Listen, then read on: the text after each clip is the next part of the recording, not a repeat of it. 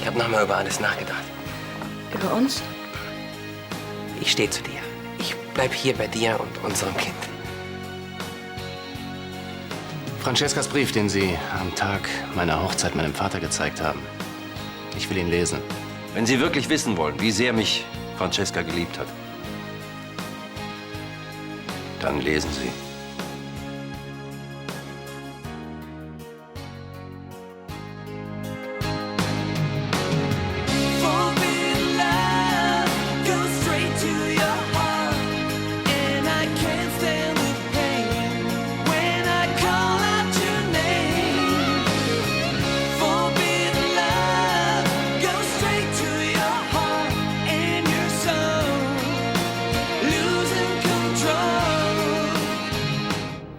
Jetzt machen Sie es nicht so dramatisch. Geben Sie mir endlich den Brief.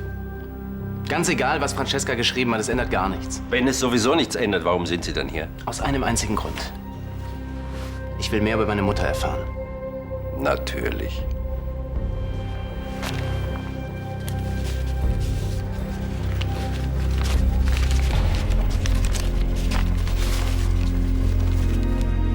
Mein liebster Adrian, ich weiß nicht, ob ich diesen Brief jemals abschicke. Ich weiß nur, Johannes wäre außer sich, wenn er erfährt, dass Leonard nicht sein Sohn ist. Adrian, ich kann ihm die Wahrheit einfach nicht sagen, dass Leonard dein Sohn ist.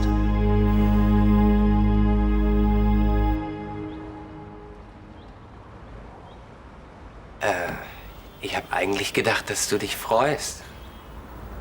Das tue ich doch. Das sehe ich. Es ist nur wegen deiner Entscheidung gerade eben. Ich habe damit überhaupt nicht gerechnet. Aber ich bin doch selbst davon überrascht. Was ist mit deiner Tour? Die Panamerikaner runter? Coco hat mir erzählt, dass du die schon seit Jahren planst und immer ist irgendwas dazwischen gekommen. Klar, das stimmt natürlich, aber so ein Kind ist ein echt guter Grund zu bleiben. Ich will einfach nicht so ein Vater sein, der sich verpisst. Und ich will nicht, dass du bei mir bleibst, einfach nur, weil du dich verpflichtet fühlst. Ja gut, das auch, aber das ist es nicht nur. Klar kann ich dir nicht versprechen, dass ich das packen werde. Ich meine, so ein Baby, da kommt eine ganze Menge Verantwortung auf mich zu. Aber für dich natürlich auch und das verstehe ich total. Und deswegen will ich auch hier bei dir bleiben. Bei euch. Ja, und wie hast du dir das vorgestellt? Ich meine, mit uns beiden? Wir könnten noch mal ganz von vorne anfangen. Noch mal über alles quatschen. Aber das geht nur, wenn wir von nun an offen und ehrlich zueinander sind. Versprochen? Versprochen. Gerne. Sie könnten wenigstens so viel Anstand haben, sich ein anderes Restaurant zu suchen, ne? Oh, Charlie, Anstand. Von Elisabeth hätte ich es einfach nicht gedacht. Sie hat Wochen, was sage ich, monatelang gewusst, wer mich angefahren hat. Arno, sie war meine beste Freundin. Sie lügt dir eiskalt ins Gesicht. Warum erteilst du ihnen nicht einfach Hausverbot? Ach, damit würde ich mir nur selber schaden. Na, Charlie, du musst es wissen. Ich muss los. Will Lisa nicht warten lassen. Nein, nein, du bist eingeladen. Danke. Arno, ich bin sehr froh, dass ich dich habe.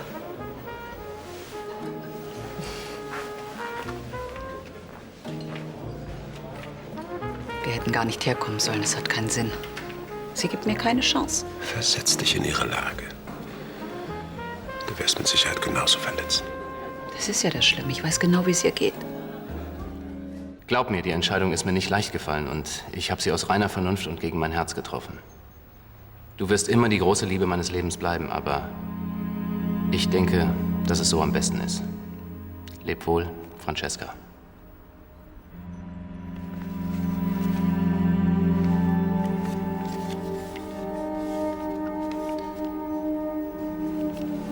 Meine Mutter scheint sie wirklich geliebt zu haben.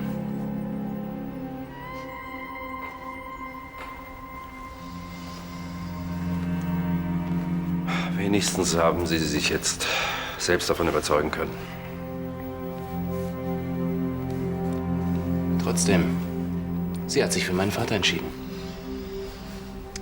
Für den Sie bisher dafür gehalten haben. Und Francescas Entscheidung war aus rein finanziellen Gründen. Ach ja?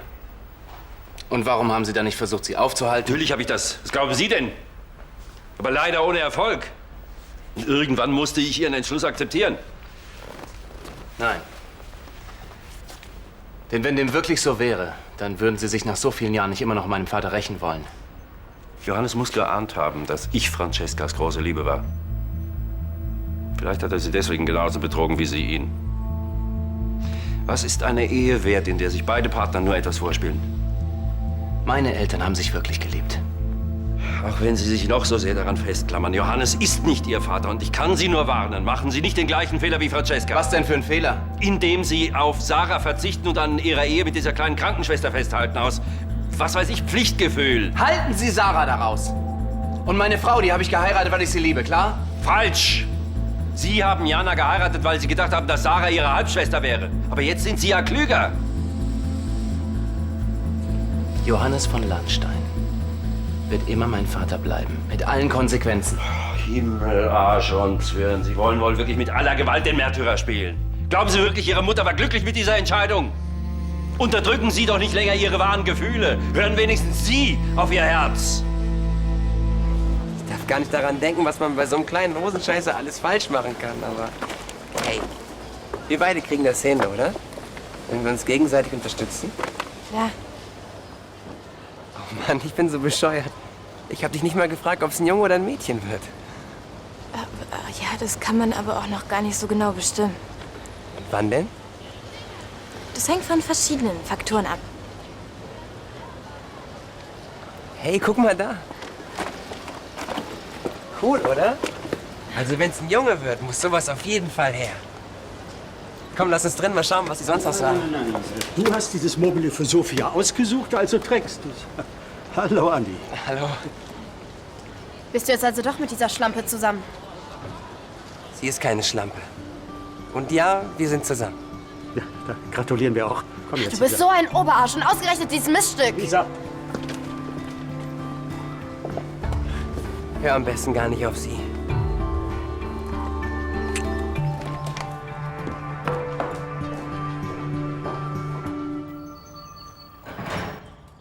Ja, du könntest den Termin in eine andere Lokalität verlegen, Elisabeth. Welchen Grund sollte ich Dr. Sova dafür nennen? Außerdem geht er nun mal am liebsten ins Schneiders. Aber ich bitte dich, wenn du dich in Charlies Nähe so unwohl fühlst, dann Ich solltest belasse das Meeting genau dort. du... Und wenn du es ganz absagst? Ich könnte es gut verstehen, wenn dir das im Moment zu viel wird. Nein, das geht alles schon. Außerdem ist der Verkauf ja auch schon im Grunde genommen unter Dach und Fach. Ich muss nur noch mal die Änderungswünsche seiner Anwälte durcharbeiten. Ja, und wenn ich das übernehme? Johann, das ist ganz lieb von dir. Aber es hat seinen Grund, weshalb du dich vom Geschäft zurückgezogen hast. Nur weil ich im Moment so ein kleines Tief habe. Ich gehe schon mal nach oben, ja. Bringst du mir bitte die blaue Mappe mit? Sie liegt auf deinem Schreibtisch. Hallo. Hallo, Ansgar.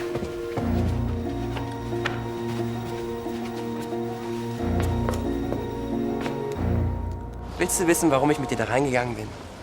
Ich habe gedacht, bei so einem Einkauf, wenn wir schon konkret etwas für das Baby planen, dann check ich das so richtig.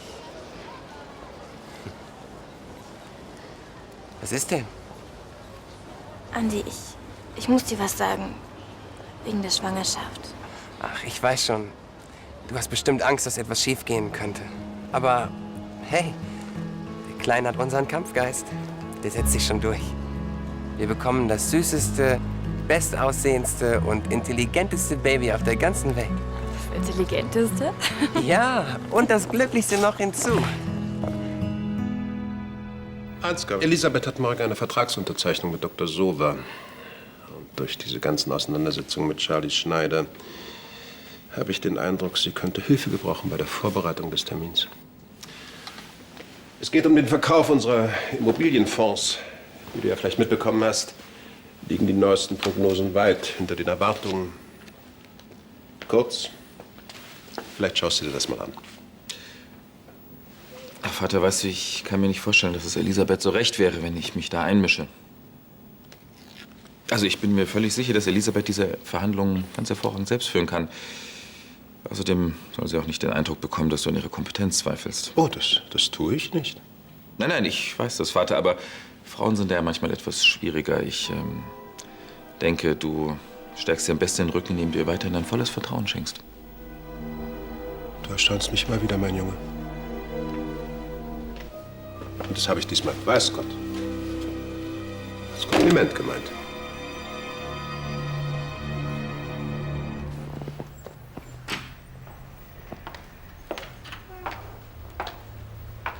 Na, Kitty?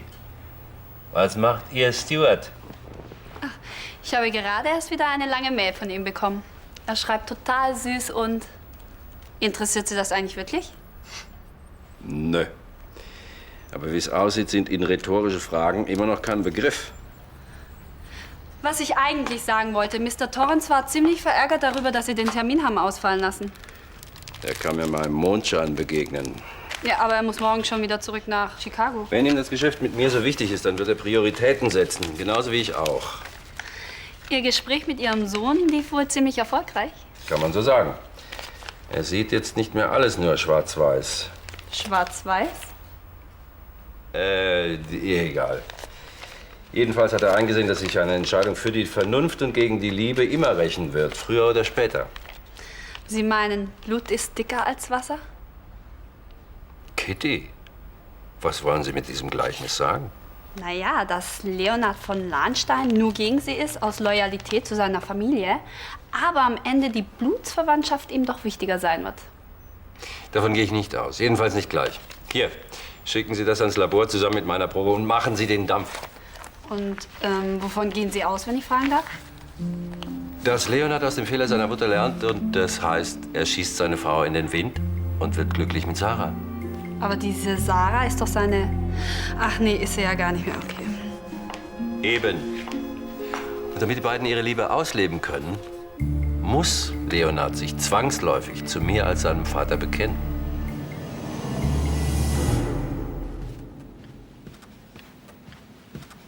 Hey, langsam habe ich das Gefühl, das hier wird dein Stammplatz. Hi. Was machst du denn hier? Ich war bei Jana. Wenn du dich schon nicht um deine Frau kümmerst? Das habe ich. Sie weiß nur noch nichts davon. Naja, ich hatte noch ein paar Sachen zu erledigen. Wo Jana jetzt schon nicht ans Great Barrier Reef kommt, wollte ich, dass wenigstens unser Kurztrip perfekt wird. Na, das klingt ja vielversprechend. Aber falls es dich beruhigt, Jana ist auch so schon rundum glücklich. Das hat sie mir gerade eben wieder gesagt. Wie schön. Das geht mir genauso. Wie läuft's denn bei Gregor und dir? Alles in Ordnung? Das ist schon alles gut, so wie es gekommen ist. In Paris wollte ich das zwar nicht wahrhaben, aber im Grunde bin ich dir dankbar. Dankbar? Ja. Mit dir durchbrennen zu wollen, das war einfach hirnverbrannt. Wenn du nicht vernünftig geblieben wärst, was heißt vernünftig? Ich liebe Gregor ja auch. Und du liebst Jana. Sonst hätten wir Fee ja nicht geheiratet. Du hast recht. Es war für alle das Beste. Gelüstet den Damen nach einem Eis? Klar, aber immer. Nur ein Minütchen. Sag mal, irgendwas habe ich im Zwischenteil verpasst. Hast du Andi unter Drogen gesetzt oder warum ist er plötzlich so super freundlich zu dir? Wir haben uns ausgesprochen, Ja, und das heißt? dass er total zu mir steht. Andi Fritsche? Zu dir? Und damit auch zu eurem Kind? Siehst du, was habe ich dir gesagt? Mit der Wahrheit kommt man auch ans Ziel. Oft sogar noch besser. Dann seid ihr jetzt ja richtig fest zusammen, oder? Sind wir. Entschuldige mich kurz. Olivia Schneider? Dingert. Ich wollte nur Bescheid geben, dass ich Ihre Ultraschallbilder besorgt habe. Ja, schön. Ah, verstehe. Sie können gerade nicht so reden. Sind Sie bei dem vermeintlichen Kindsvater? Tja, ja. Wenn Sie ernst haben, haben Sie sich so richtig schön an seiner Vaterrolle aufgehalten. Und dann, schwuppdiwupp, oje, inszenieren Sie Ihre Fehlgeburt. Sie wollen ihn bestimmt noch eine ganze Zeit lang melken, was? Dann sollten Sie sich aber mal langsam was einfallen lassen. Wie meinen Sie das? Bei dem Babybauch natürlich, was denn sonst? Nehmen Sie bloß kein Kissen, viel zu auffällig. Und wenn er mit Ihnen ins Bett will, dann müssen Sie natürlich auch eine Ausrede parat haben. Ja, schon klar. So, Mädels, es ist angerichtet. Ich muss einen Schluss machen, ich melde mich dann. Mit wem hast du nur telefoniert? War das schon wieder Ansgar? Ach, Quatsch. Das war meine Mutter.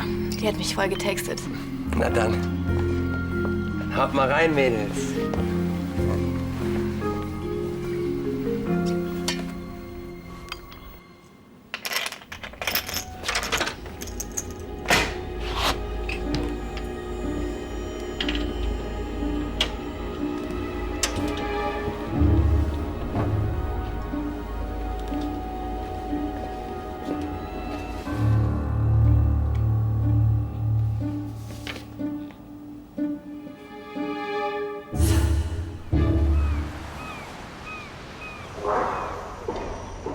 Vor ein paar Tagen habt ihr euch noch die Köpfe eingeschlagen und jetzt machst du einen auf Big Daddy? Find's ja auch komisch, aber irgendwie gewöhne ich mich an den Gedanken. Olivia ist gar nicht so übel, wie ich immer dachte. Und was bringt dich zu dieser plötzlichen Erkenntnis? Ich glaube ja, dass die Schwangerschaft sie irgendwie verändert hat. Sie ist gar nicht mehr so ein intrigantes Luder. Sie ist viel liebevoller und weicher. Mhm. Aber du als Papa? Das kann ich mir nicht vorstellen, tut mir leid. Ich auch noch nicht. Und ich schätze mal, gegen das Abenteuer ist meine Panamerikaner echt ein Dreck, aber ich ziehe das durch. Ach, sieh mal an. Andi. Zurück von deinen Panamerikaner? Das ging aber flott. Danke, Herr Brandner. Und du, suchst du wieder einen Job? Ich? Nee. Also, mir ist das Ganze auch etwas unangenehm. Na komm, Andi. Wenn es um Lisa geht, bist du an der falschen Adresse. Halt mich da raus. Nein, ich wollte nur fragen, ob Sie schon einen Nachfolger für mich haben. Und wieso das? Naja, weil ich meinen Job ganz gerne wieder hätte. Den du gestern erst gekündigt hast. Genau. Andi, glaubst du wirklich, ich stelle jemand mit deiner Sprunghaftigkeit noch einmal ein?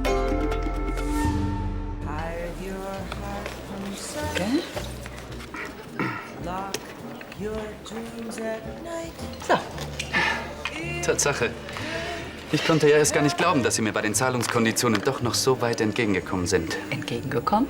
Naja, was die Ratenzahlung betrifft. Ich meine, ich hätte mich auch auf die sofortige Zahlung eingelassen, aber so? 50% der Summe zahlbar in 3 Monatsraten. Sie sehen so aus, als ob Sie das zum ersten Mal lesen. Nein, natürlich nicht. Ich war nur gerade... Nein, es ist schon alles in Ordnung. Gut. Schön, dann darf ich mich jetzt verabschieden. Es hat mich sehr gefreut, Gräfin Arnstein. Ich auch. Wiedersehen, Dr. Sober. Wiedersehen.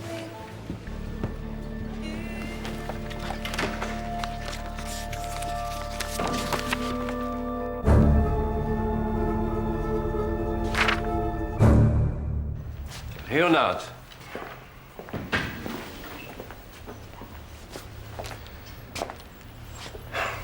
Ich wollte Ihnen nur schnell den Brief zurückgeben.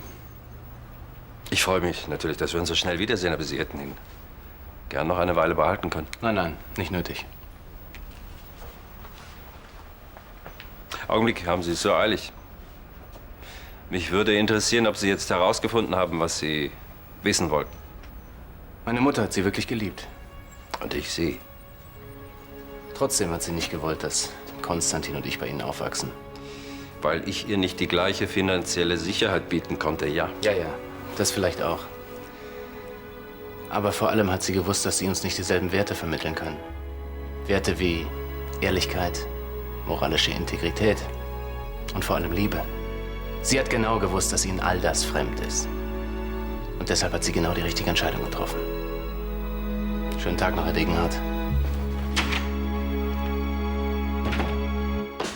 In der Moralpredigt habe ich schon gedacht, er schmeißt mich von der Baustelle, aber er hat mich wieder eingestellt. Echt? Super. Olivia, ich weiß, bei mir wird nie so richtig Kohle rumkommen. Aber ich will mich richtig reinhängen und dann reicht das schon für uns 3. Ganz bestimmt.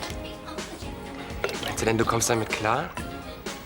Ich meine, du warst halt immer so auf Luxus getrimmt. Jetzt hättest du dich ja kaum an diesen Stinkstiefel Ansgar gehängt. Das ist doch schon längst vorbei, das weißt du doch.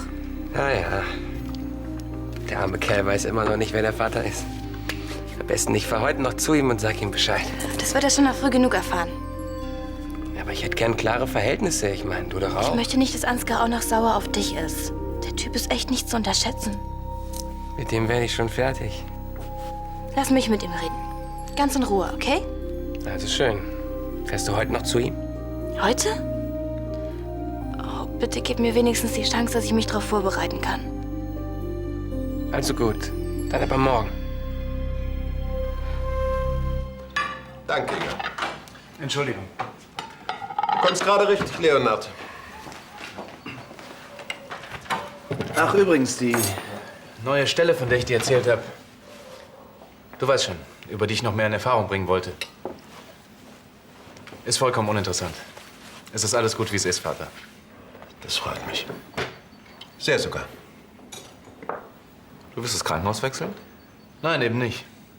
Vergiss es einfach.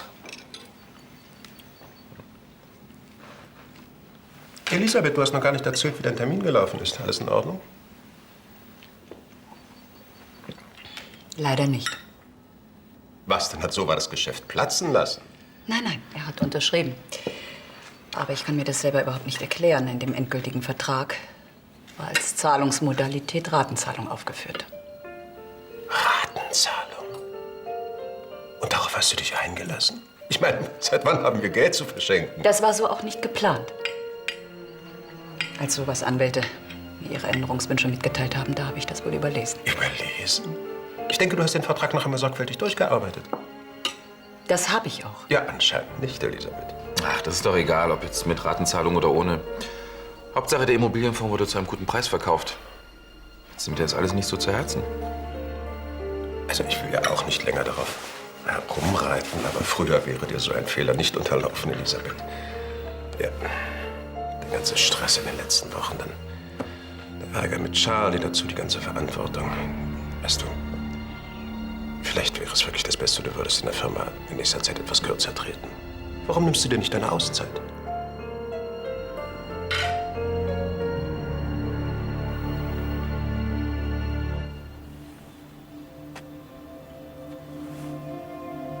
Tja, Francesca. Hättest du gedacht, dass unser Sohn so ein harter Brocken ist? Von wem er das wohl hat?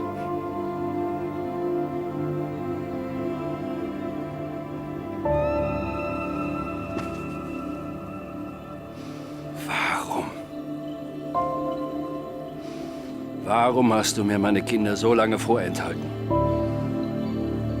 Glaubst du wirklich, dass ich kein guter Vater gewesen wäre? Verdammt, Francesca! Du hättest mir wenigstens die Chance geben sollen. Ich hätte Leonard lieben können. Und ich kann ihn auch jetzt noch lieben. Das schwöre ich dir.